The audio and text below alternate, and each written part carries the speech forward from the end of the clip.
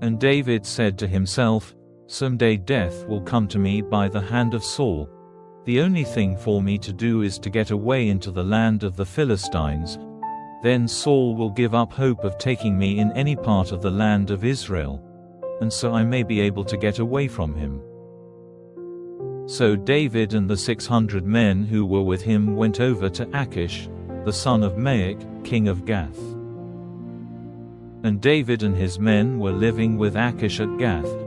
Every man had his family with him, and David had his 2 wives, Ahinoam of Jezreel, and Abigail of Carmel, who had been the wife of Nabal.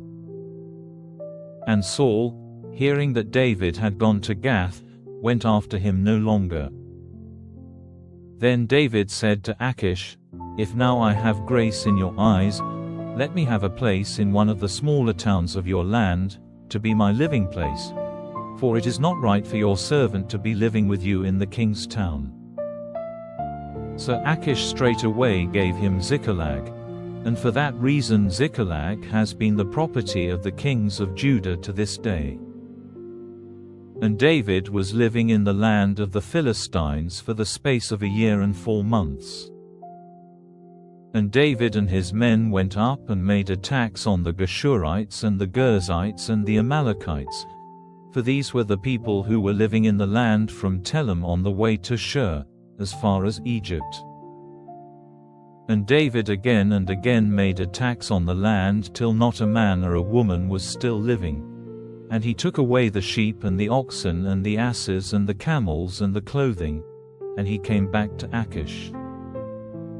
And every time Achish said, "Where have you been fighting today?" David said, "Against the south of Judah and the south of the Jerahmeelites and the south of the Kenites." Not one living man or woman did David ever take back with him to Gath, fearing that they might give an account of what had taken place, and say, "This is what David did, and so has he been doing all the time while he has been living in the land of the Philistines." And Achish had belief in what David said, saying, "He has made himself hated by all his people Israel, and so he will be my servant forever."